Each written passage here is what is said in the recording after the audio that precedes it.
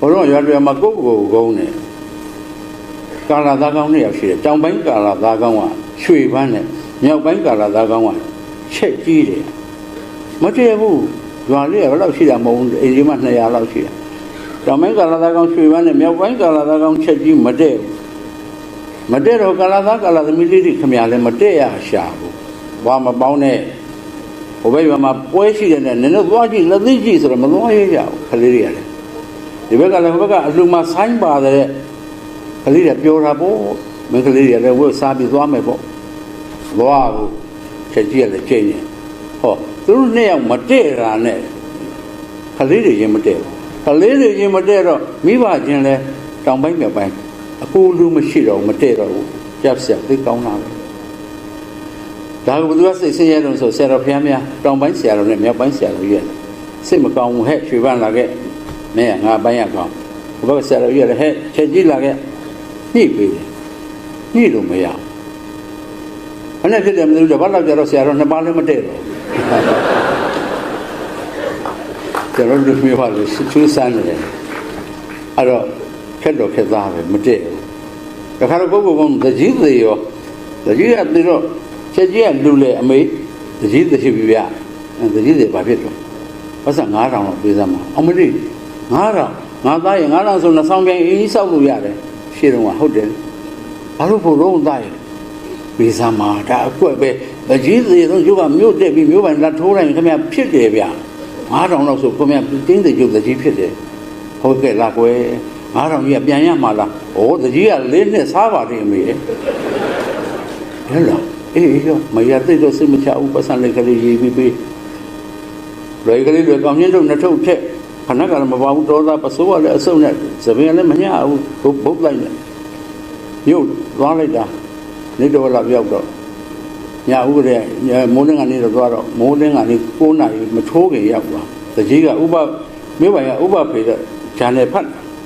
ဟိုသတင်းစာဖတ်မော့ကြည့်တော့ဟာတော်သားမင်းမနဲ့ငါခန်းနေဝင်လာတော့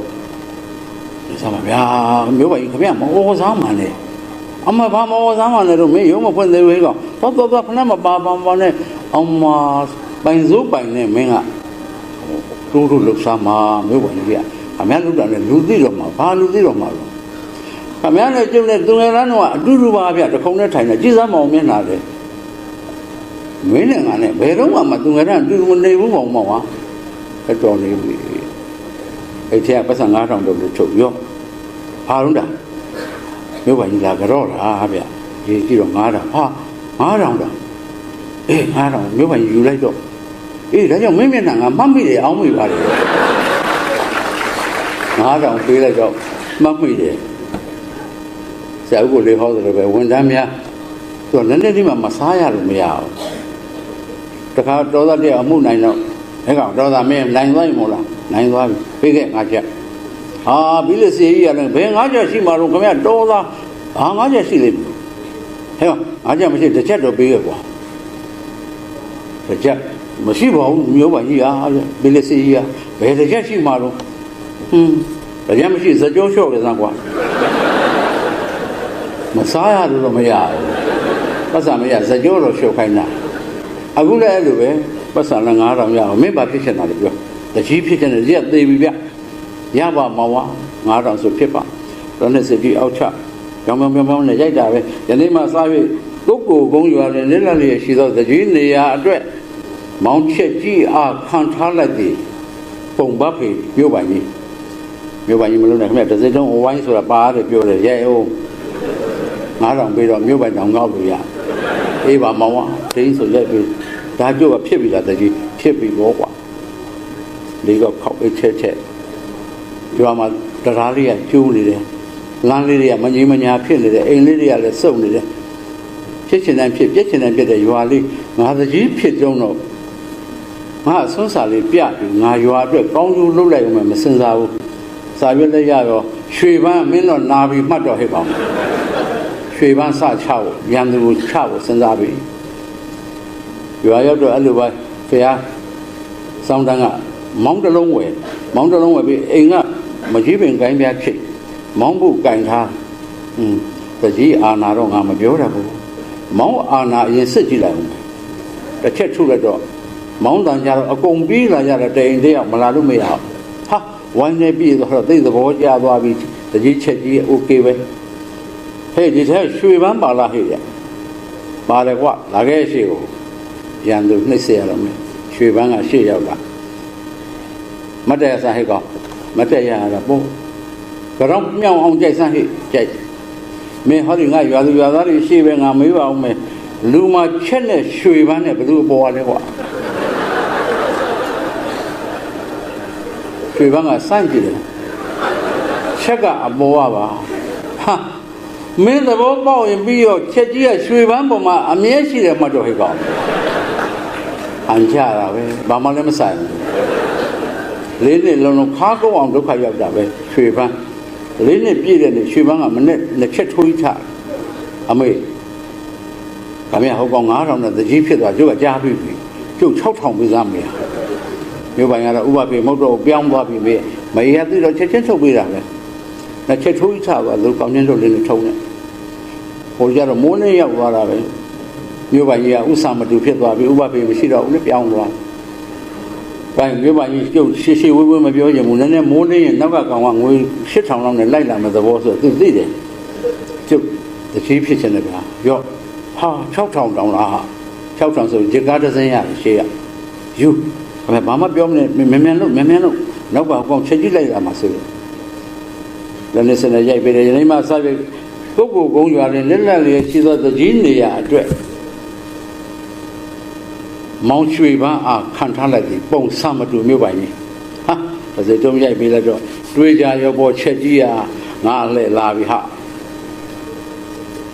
သူလည်းမောင်တလုံးဝဲအိတ်ဆဲတကြီးခန်းစာလေးထက်ပြန်လာမောင်တစ်ချက်တီးလိုက်တော့အကုန်ရောက်လာဟေ့ဒီထဲမှာတကြီးပြုတ်ချက်ကြီးပါလာဟေ့ရွှေပန်းကသူ့လက်ကြချက်ကြီးရလာပါတယ်ဟေ့လာခဲ့ရှိကိုမတ်တဲ့ဆန်းဟေ့ကမတ်တဲ့ရကတော့မြောင်အောင်ကြိုက်စမ်းမြောင်အောင်ကြိုက်ကင်းပြီးတော့ထောင်စမ်းဟေ့ကောင်ကင်းပြီးတော့ထောင်အေးကင်းပြီးတော့ထောင်တဲ့အခြေအနေမျိုးမှာရွှေပန်းနဲ့ချက်နဲ့ဘယ်သူပေါ်သွားကြ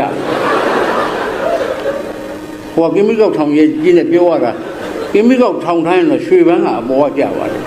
မင်း၄နှစ်ကင်းပြီးတော့ထောင်ပြီးမှတ်တော့ဟဲ့ကောင်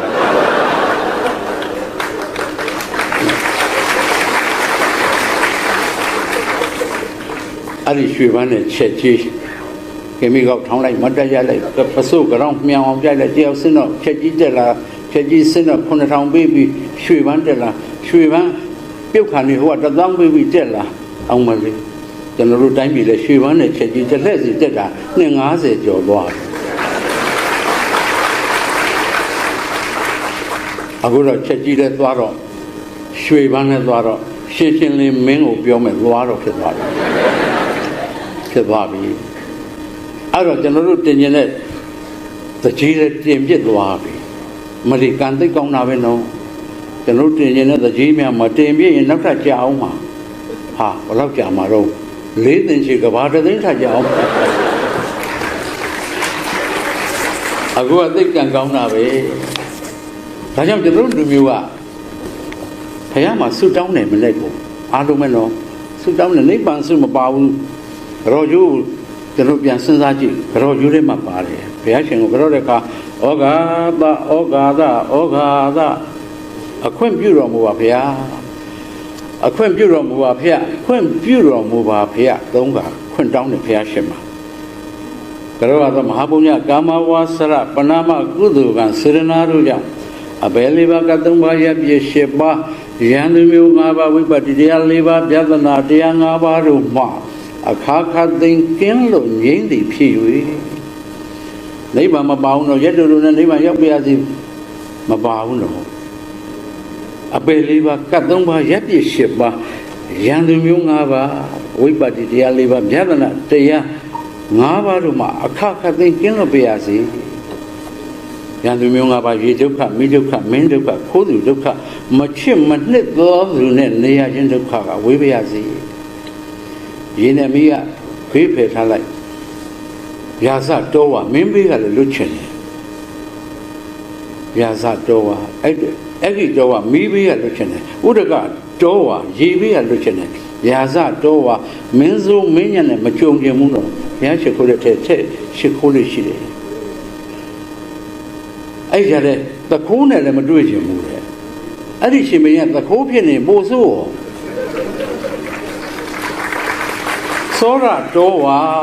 စောရတော်ဝါသခိုးမင်းနဲ့လည်းမတွေ့ချင်ဘူးအဲ့ဒီရာဇတော်ဝါမင်းစိုးမင်းညံကသခိုးဖြစ်ရင်ပို့ဆိုးတယ်အကားသေးဘူးသူကမချစ်မနှစ်သက်သောသူနဲ့လည်းကိုယ်ကွင်းမရစေဆူတောင်းနေမှာအဲ့ဒီရှင်ဘရင်ကသခိုးဖြစ်အဲ့သခိုးကလည်းတိုင်းပြည်ကမချစ်တဲ့သခိုးပိုးဆိုးတော့တာပေါ့ပြန်ဆူတောင်းကြည့်တော့ကျွန်တော်တို့လူမျိုး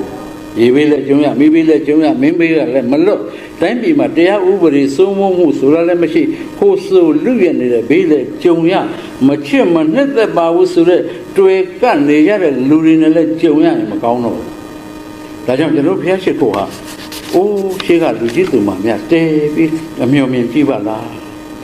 ရှိကမြန်မာတွေကရာသီဥတုကိုကြည့်ပါလေကောင်းကင်ကိုကြည့်တယ်မြေကြီးကိုကြည့်တယ်မိုးကောင်းရေကောင်းလေကောင်းရာကောင်းရှိသလားကြည့်တယ်ဒီကောင်းပန်းကောင်းတွေပွင့်ရလားကြည့်ပါလေ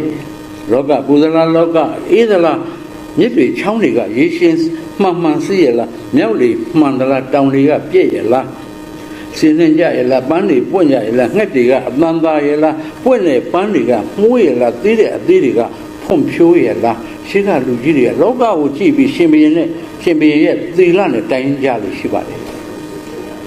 လောကပြက်ပြီးဥရုပြက်ပြီးဆိုတို့ရှင်ဘုရင်သီလပြက်ပြီးလို့တစ်ထက်သူတို့ယုံကြည်ကြတယ်လောကပြက်ရင်သီလပြက်ပြီးရှင်းမြမာကြီးတွေကဒါကြောင့်ဥရုပြက်ရင်ရာဇပလင်ဘဝရှင်ဘုရင်တရားပြက်လို့တို့ဒီလိုဖြစ်ရတယ်လို့တွေ့လို့ရှိပါတယ်တိုင်းပြည်ရဲ့ဝါပြောမှုငြိမ်းချမ်းမှုတကုံမတိန်ကင်းမှုခိုးသေးမီးဘွားကင်းမှုဟာအဲ့ဒီရှင်ဘုရင်ရဲ့သီလနဲ့ဓာတ်ရိုက်ချိတ်ဆက်ထားတယ်ကျွန်တော်တို့ရှေ့ကဘိုးဘွားတွေလူယုံပါတယ်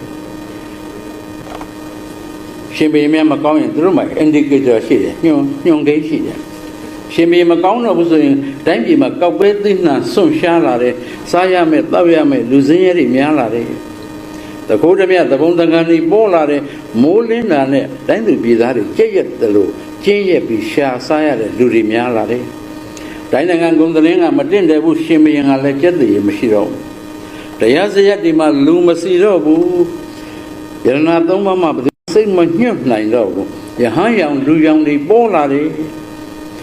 စာပေကိစ္စကဗျာအလင်္ကာတွေခန်းချောက်လာတဲ့မြက်ကောင်းရေကြီးမရှိတော့မြက်မကောင်းရေမကြီးဖြစ်လာတယ်သစ်ပင်ပန်းမတွေကမဖွံ့ဖြိုးဘူးမတင့်တယ်ဘူးယနတ်မမှွေးဘူးသာသနာတော်ကညှိုးနွမ်းလာတယ်မတရားမှုတွေကအားကောင်းပြီးပညာရှိသူတော်ကောင်းတွေကစိတ်နှလုံးညှိုးချုံနေရတယ်ဆိုရင်အစိုးရကောင်းမဟုတ်တော့ပါဘူးဒါကြောင့်ကျွန်တော်တို့အားလုံးဟာမြစ်တာအပြင်ပညာအပြင်ရှေ့ခီးဆက်ရပါလိမ့်မယ်ဒီမှာပညာကြီးတဲ့ပုဂ္ဂိုလ်တွေနဲ့တွေ့ရတယ်လေဝင်းမြဝန်တာလေကျွန်တော်တို့ပညာမကြီးခဲ့ဘူးဒါဝန်ခံရမယ်ရွာချောင်းလေးမှာနေရတယ်အမတန်ဆင်းရဲတယ်ပညာမဲ့တော့အသိမဲ့တယ်အသိမဲ့တော့အတွေးခေါ်မဲ့တယ်ကျွန်တော်နေကြရတယ်သို့တော့အမေတွေကျွန်တော်ကျေးဇူးတင်တယ်ဆင်မြင့်ပေါ်မှာဟောရတိုင်းအမေဂုံကျေးဇူးအောင်းမေတယ်အမေပညာမတတ်ရှာပေမဲ့ကျွန်တော်ကိုပညာတတ်အောင်သင်ပေးတယ်မမေတွေအမေကရှိရဘန်းကလေးနဲ့ပြောင်းတိုင်လေးက3တိုင်ပန်းလေး3စီးပတ်စံလေးက9မှမတ်စီလေး5စီး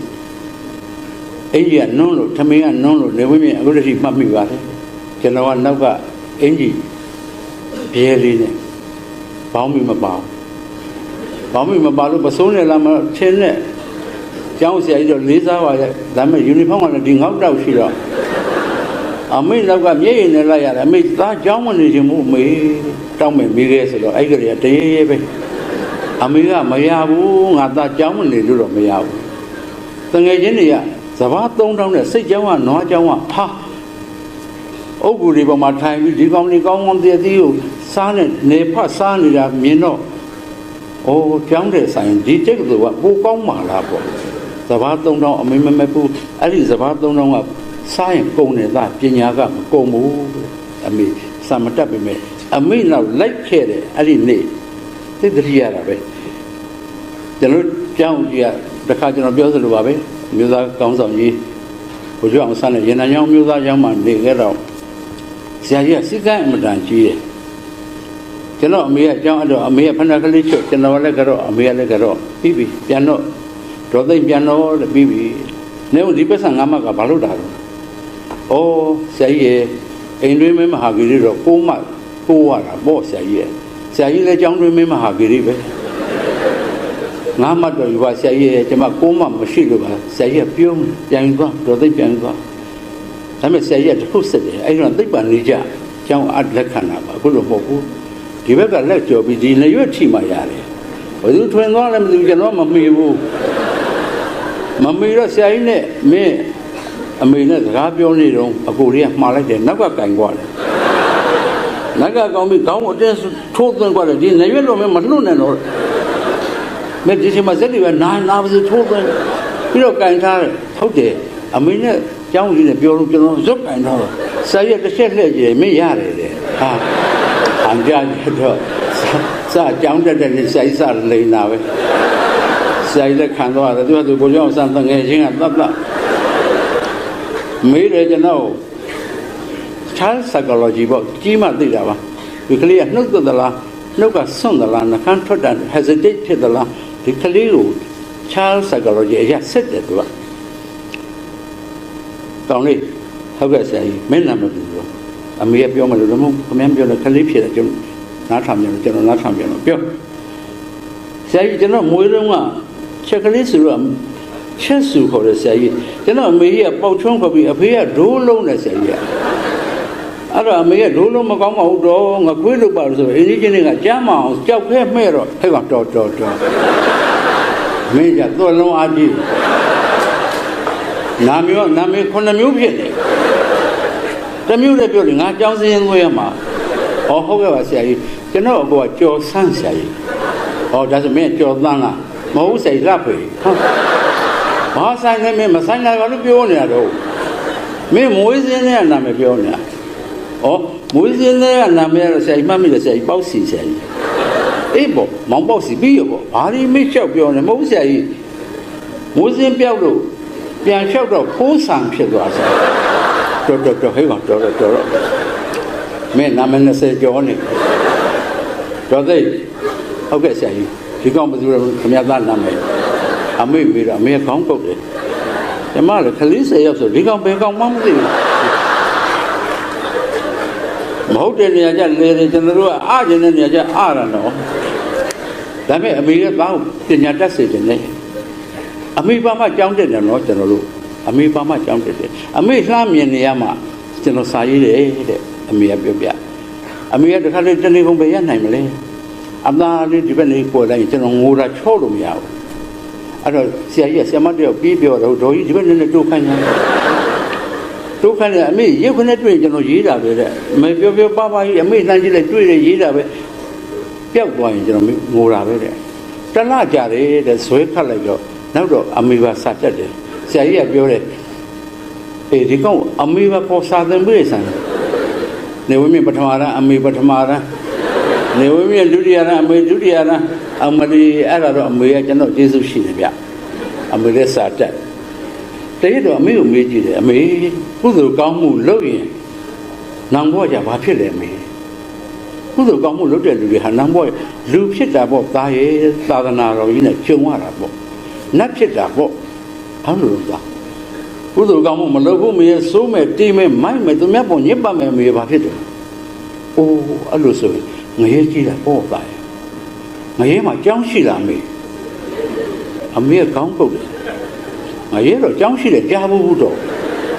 တာငရဲကြီးနေတယ်မေဟာအမေမျက်ရည်ကျတယ်မိုက်လိုက်တယ်ကလေးကြောင်းမတက်ချင်တယ်ငရဲကြီးနေတယ်အဲ့ဒါမိုက်ခဲ့ပါလေကျောင်းကြီးကမေးတဲ့တခါလေကြတော့ဖဲ့တမောင်တော့ခမည်းဆရာကြီးမင်းကြီးဘာလို့မလို့အင်ဂျင်နီယာဆရာကြီးသိကောင်းတာပဲအင်ဂျင်နီယာတိုင်းပြည်ပြန်လဲထူထောင်နေရတဲ့ကာလမှာအင်ဂျင်နီယာလိုတယ်မကြိုးစားတာဟုတ်ကဲ့ဆရာကြီးဟုတ်ကောမောင်စိန်ဘာလို့မကြည့်ရင်ကျွန်တော်ကဆရာဝန်လုပ်ချင်တာဆရာကြီးတောင်းတယ်ငါသားလုပ်နေဝင်းမြင့်ဟုတ်ကဲ့ဆရာကြီးကြည့်ရင်ဘာလို့မစစ်ကူလို့မြင်းလဲမောင်းနေတယ်ဆရာကြီးမြင်းလဲမောင်းတာလူတွေပတ်စံရတာမြင်ရတာဟုတ်အဲ့ဒါတော့နေဝင်းမြင့်တို့အတွေးခေါ် ညံ့ခဲ့ပါလေပြောချင်တာက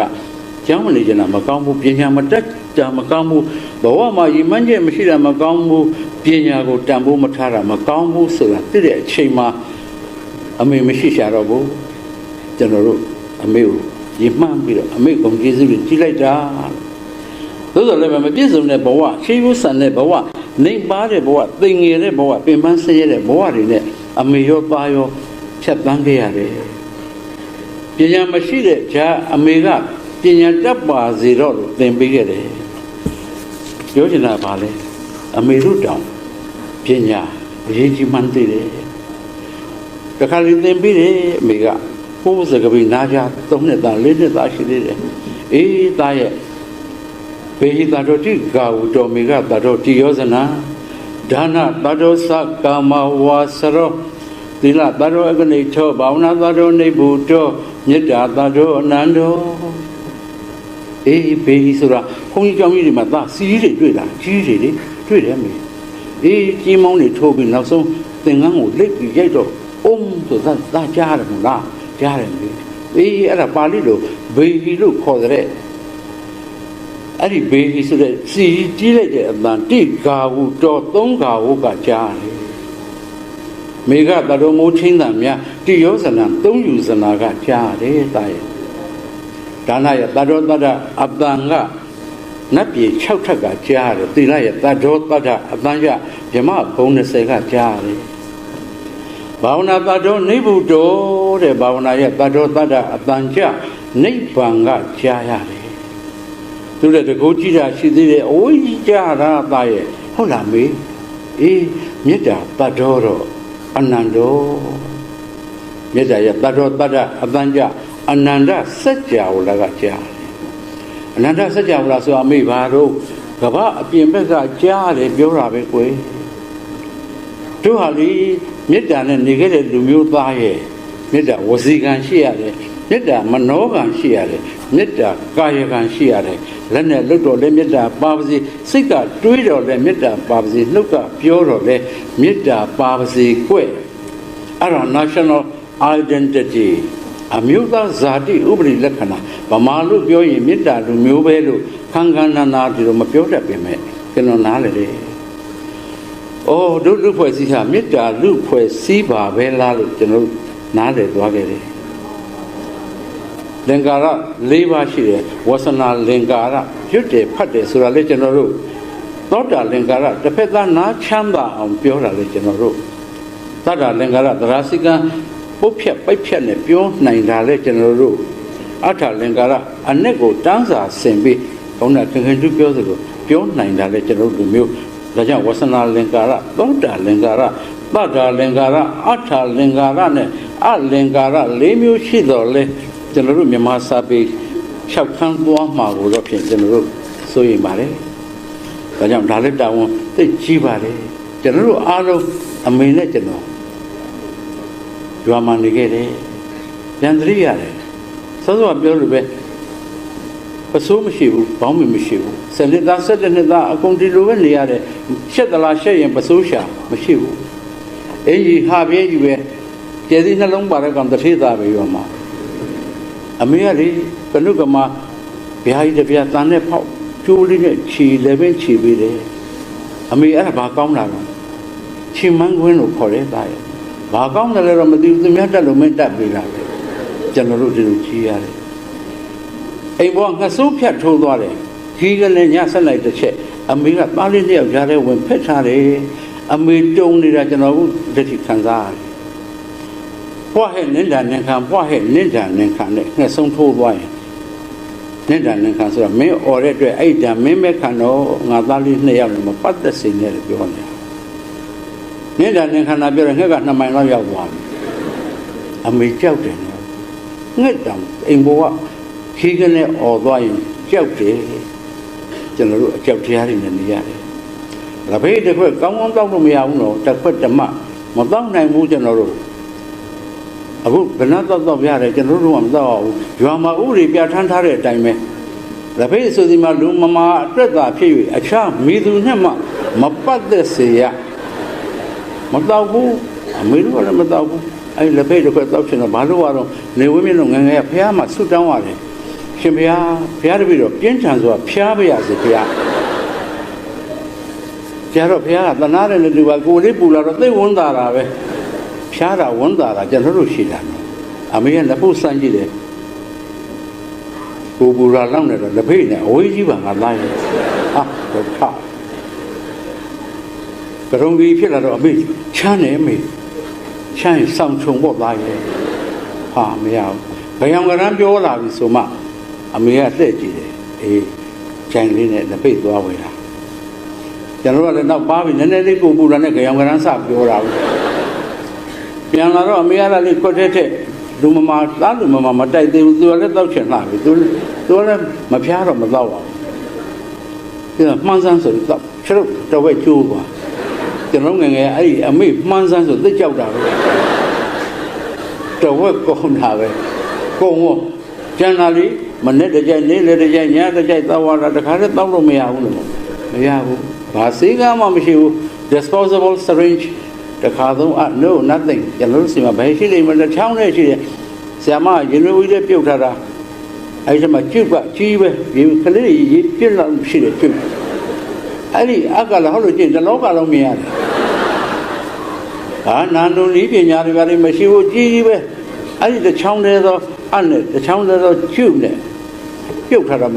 မဆရာမလည်းအဖြူလားအနီလားအစိမ့်လားအပြာလားဘယ်သူမှမသိဘူးသူကလည်းအဲ့ရကန်းကြထမိန်ကြီးနဲ့ပင်စင်သွားတာ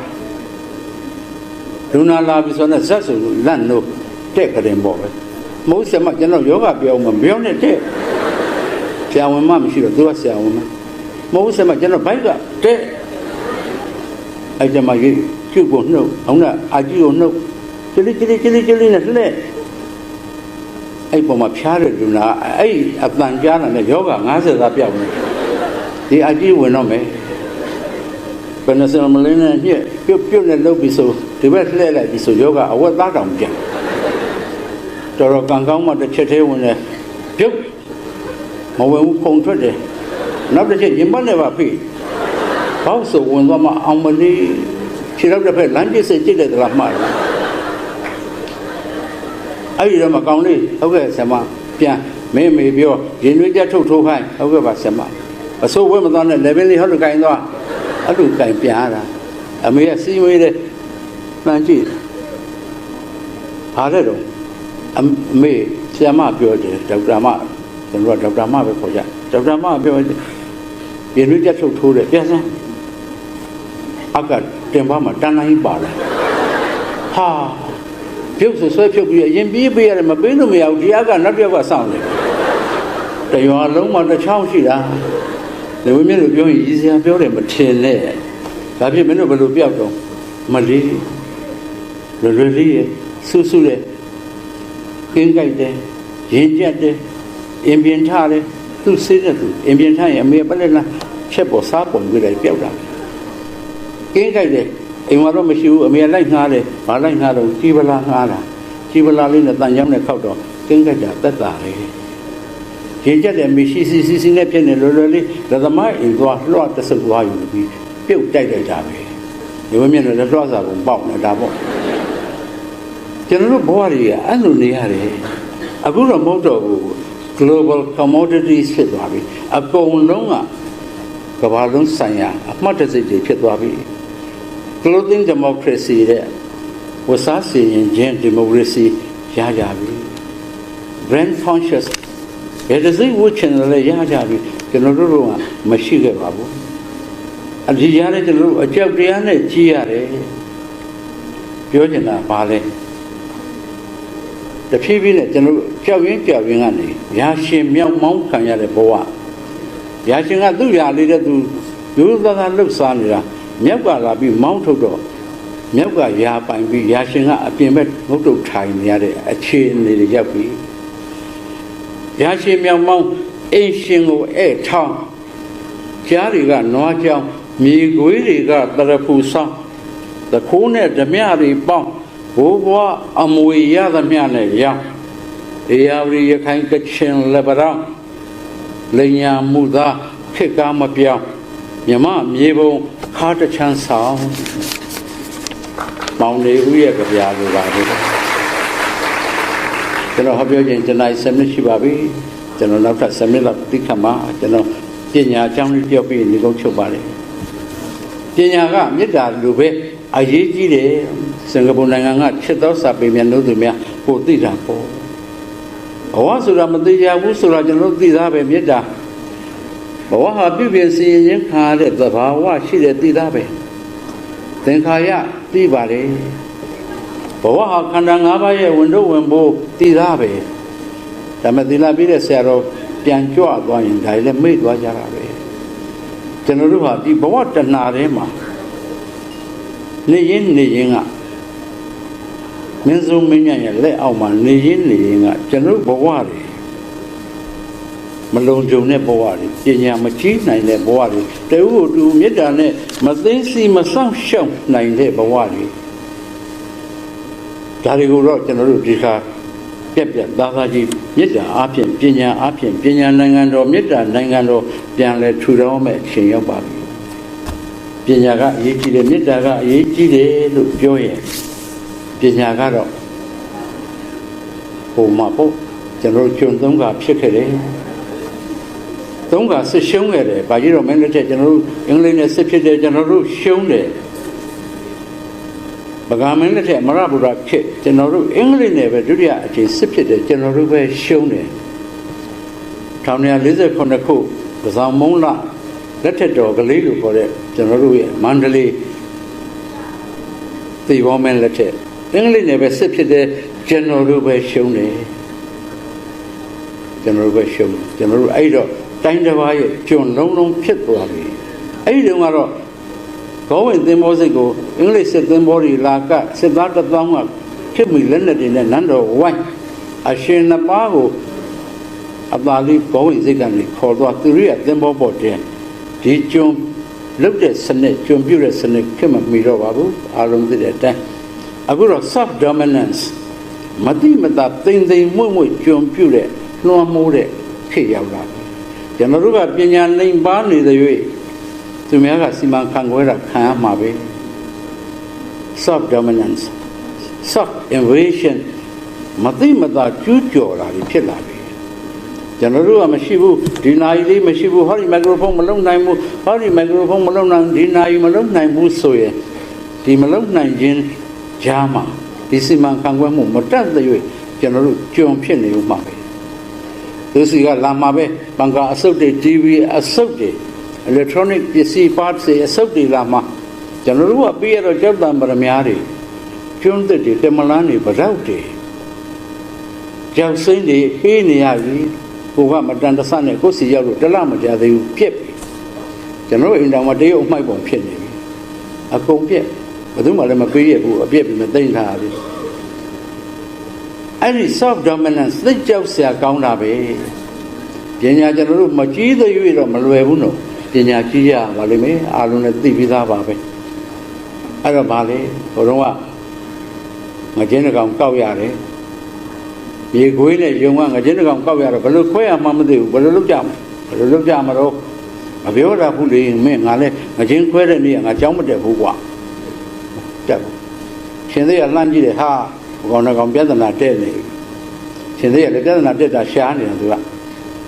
ဘာဖြစ်တာလဲဟဲ့ဟောငကျင်းကြီးဗျာဘယ်လိုခွဲရမှမသိလို့ကျုံးနဲ့သူနဲ့အတူတူရတာဗျ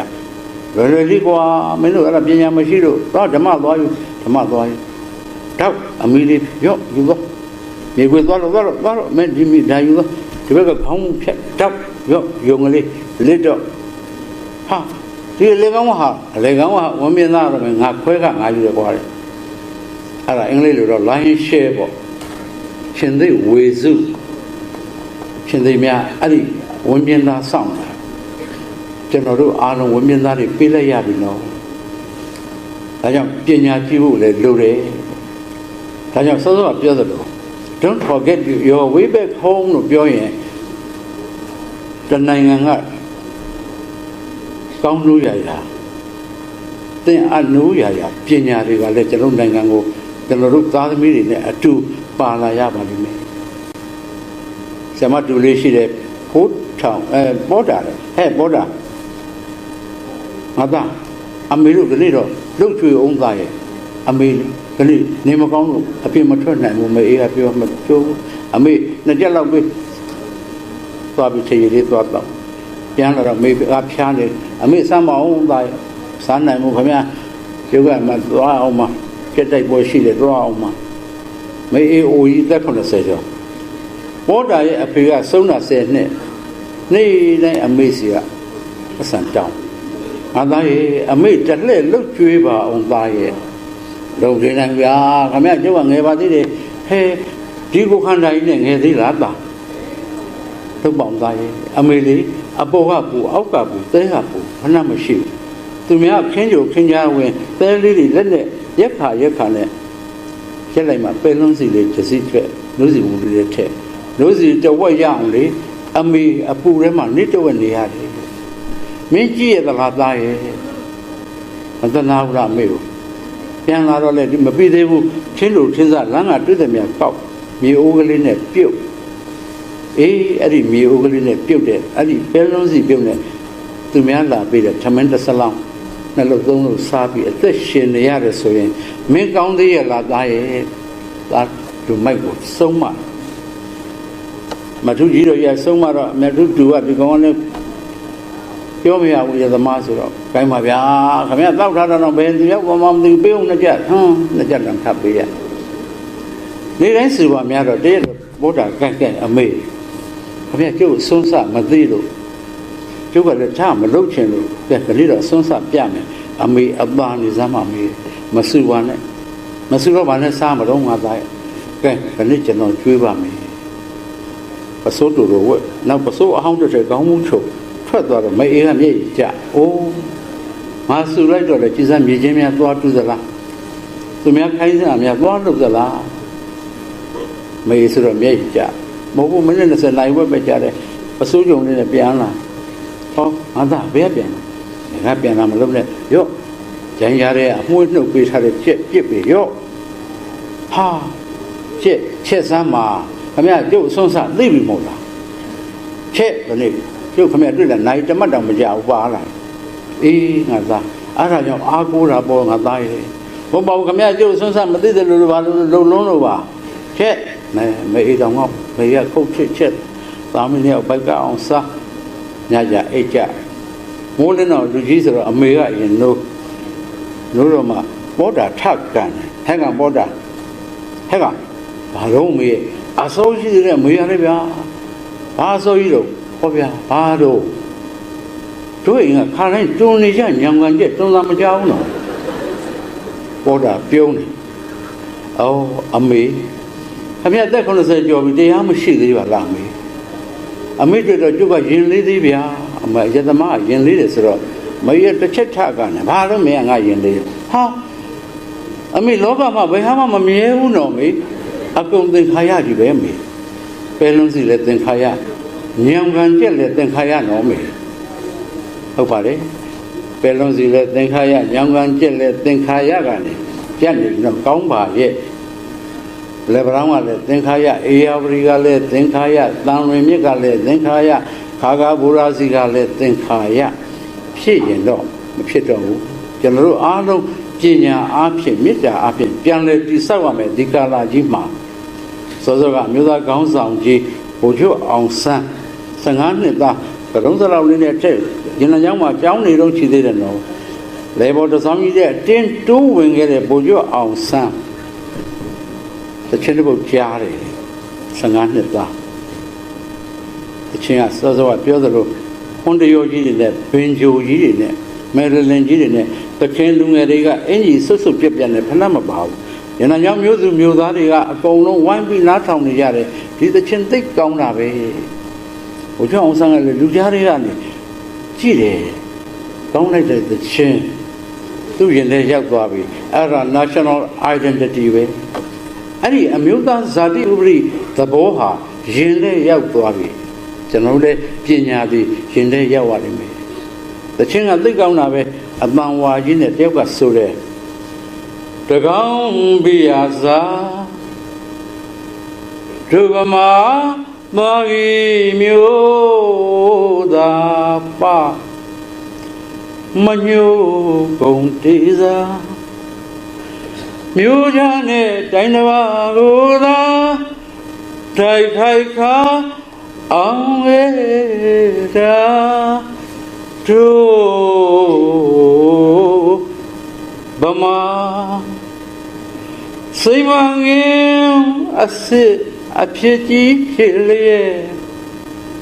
စိမငင်အစစ်အဖြစ်ကြီးဖြစ်လျက်ထင်တယ်လေကျုံရထုံးနေမသွေလောကဓမ္မရာဘေငါတို့ကံခေလောကဓမ္မရာရှိတာပဲသင်္ကုံမြင့်တုံမြင့်တုံတဲ့တချိန်ကရွှေစိမ်မှန်ခင်အစစ်နဲ့နေတဲ့လူမျိုးအခုတော့ချင်းတက်လက်ဖြစ်ရပြီပေါ့ပထမဆုံးလှုပ်နှိုးလိုက်တယ်အလုံးနဲ့လှုပ်နှိုးလိုက်တဲ့အခါနားတောင်တဲ့ရဏကျောင်းမျိုးသူမျိုးသားတွေရောအဲ့ချက်မှာပါတဲ့ထက်တန်းကျောင်းသားလေးဖြစ်တဲ့အမျိုးသားကောင်းဆောင်ကြီးကိုကျော်အောင်ဆန်းရောတွေ့သွားတယ်ဒါမဲ့သခင်လူငယ်လေးကသိတ်ကောင်းတာပဲနောက်တစ်ပိုက်ဆက်ဆိုတယ်နာဟုရာဘေမကြည်စရာရာဇဝင်တင်ထားမြို့ရိုးနွယ်လာကဘာတခွင်မှာဖြင့်ဗမာထင်ရှားဒုက္ခတွင်မှညံ့ညတော်မာလာဒုဗမာမဟုတ်လေသလားဒုဗမာငါဒုဗမာဝိုင်းဆိုကြတယ်ဒုဗမာမဟုတ်လေသလားတဲ့ဒီစာပါအမျိုးသားကောင်းဆောင်ကြီးရဲ့ရင်ထဲဒီတငယ်လေးရဲ့ရင်ထဲရောက်သွားပြီဆက်ဆိုတဲ့သခင်ချင်းကိုကျင့်ကြပါသခင်မျိုးဟိတုဗမာမိုးအောင်မြေပြင်မှာအထက်တန်းစိတ်နဲ့သာမရီသွေးတို့ဗမာအကုန်လုံးပြန်တိတ်သွားပြန်လေစောစောကတို့ဗမာလို့ဝိုင်းဆိုတဲ့ရဏကျောင်းမျိုးသူမျိုးသားတွေပြန်တိတ်သွားတယ်ဟုတ်သားပဲတို့ကဘာလို့ကြုံဖြစ်ရမှာတုံးတို့သခင်တွေပဲတို့ကသခင်တွေပဲလွတ်လပ်ရေးမရမချင်းတို့ပုဂ္ဂိုလ်ကိုသခင်ခေါ်ကြစို့ဟုတ်တယ်လွတ်လပ်ရေးမရမချင်းပုဂ္ဂိုလ်ကိုတကယ်သခင်ခေါ်ခဲ့ရတယ်ဘာဂိနွယ်ဝဲဗမာတိုင်းသခင်ဘာဂိနွယ်ဝဲဗမာတိုင်းသခင်တို့ဝတရားဘာနောခေါ်သာခေါ်မလွတ်လပ်ခင်တို့ဝတရားရှိတယ်လွတ်လပ်ရေးမရမချင်းတို့အချင်းချင်းသခင်ခေါ်ကြစို့အဲ့ဒီ national identity ပြောင်းသွားပြီကျောင်းသားလေးရဲ့ရှင်တဲ့ဆိုကြတယ်သခင်ချင်းကိုကျင့်ကြပါဟုတ်သားပဲသခင်မျိုးဟိတုဗမာမိုးအောင်မြေပြင်မှာအထက်တန်းစိတ်နဲ့သာမရီဝိတုဗမာသိကြိုက်သွားပြီ1915ခုမှာမွေးတဲ့အမျိုးသားခေါင်းဆောင်ကြီး1930မှာလေဘော်တစောင်းထဲမှာဒီသချင်းကြားပြီနောက်18နဲ့ရှေ့ရွှေ့လိုက်တော့နိုင်ငံခေါင်းဆောင်ဖြစ်နေပြီ1948ခုနှစ်ဇွန်လတိုင်းပြည်လွှတ်တော်ရဲ့ဥက္ကဋ္ဌဖြစ်နေပြီနိုင်ငံတော်သချင်းပြဋ္ဌာန်းရတော့မယ်နိုင်ငံတော်အလံပြဋ္ဌာန်းရတော့မယ်နိုင်ငံတော်တစိ့ပြဋ္ဌာန်းရတော့မယ်ကြဆုံးဖို့တလအလိုဇွန်လမှာကျွန်တော်တို့ဒီနေ့စုံနေကြတဲ့နိုင်ငံတော်သချင်းကိုပြဋ္ဌာန်းနိုင်ခဲ့တယ်ကျွန်တော်ဆက်စဉ်းစားကြည့်တယ်ရှင်းတော့ရေးခဲ့တာလဲဝိုင်းပြီးသခင်တင်ဒီသချင်းကိုခြေခံပြီးဝိုင်းပြီးသခင်တင်ကိုပဲတာဝန်ပေးကြတယ်ကြည့်ချက်ပေးတဲ့ပုံကိုယ်တွေကတော့အလင်္ကာကျော်ဆရာကြီးဆောင်းဥပဒနာဆရာကြီးဒီလိုဥပချိုးဆရာဇော်ကြီးဆရာဥခင်ဇော်စတဲ့ဂီတကိုကျွမ်းကျင်တဲ့ပုံကိုယ်တွေနဲ့3မိနစ်စာအမျိုးသားသချင်းကိုအဲ့ဒီမှာပြဋ္ဌာန်းနိုင်ခဲ့တယ်လူငယ်တယောက်ရဲ့ရင်ထဲကိုရောက်သွားတဲ့ပညာရောက်သွားတဲ့မေတ္တာအဲ့ဒီ national identity ကျွန်တော်သားတွေသမီးတွေကိုလည်းပဲသူတို့နိုင်ငံသမိုင်းကိုသိဖို့ဒုတိယမိခင်ဖခင်များပထမမိခင်ဖခင်များဒုတိယမိခင်ဖခင်တွေကတော့ဆရာမများဒီလိုစာပေဆွေးနွေးပွဲဟောပြောပွဲကြီးတွေကိုလူငယ်တွေရောက်အောင်လို့ပို့ရပါလိမ့်မယ်ပညာဘာနဲ့ဖြစ်တဲ့စကားကြီးတဲ့ကြီးတွေကိုလည်းပဲကျွန်တော်တို့ဖွင့်လှစ်ရပါလိမ့်မယ်အရက်ဆိုင်ကိုမရောက်ဘီယာဆိုင်ကိုမရောက်မူရစေဝါစီမရောက်ပညာဗန္ဒကြီးတွေစီရောက်ဖို့ အခုနအမျိုးသားကောင်းဆောင်ကြီးဖြစ်လာမဲ့15နှစ်သားလေးရင်တဲကိုစုနှစ်သွားနိုင်အောင်ကျွန်တော်တို့ရဲ့ပညာကျွန်တော်တို့ရဲ့မေတ္တာပြန်လဲဖော်ထုတ်ရင်ကျွန်တော်တို့လောကသက်ကိုပြန်လဲတည်ဆောက်ရပါလိမ့်မယ်ပြောချင်တာကတော့ပို၍ကောင်းမွန်သောပို၍နှွေးထွေးသောလောကအမွန် more better life ကျွန်တော်တို့ကိုယ်တိုင်ကပြန်လဲတည်ဆောက်မြေအုပ်အဟောင်းတွေဖြိုချကြောက်စစ်ကြောက်သားနဲ့လောကသက်ဒီမိုကရေစီနိုင်ငံတော်သက်ကိုကျွန်တော်တို့ခေါင်းဆောင်များနဲ့အတူချီတက်ကြပါစို့ပြောရင်ဒီကုန်းချုပ်ပါတယ်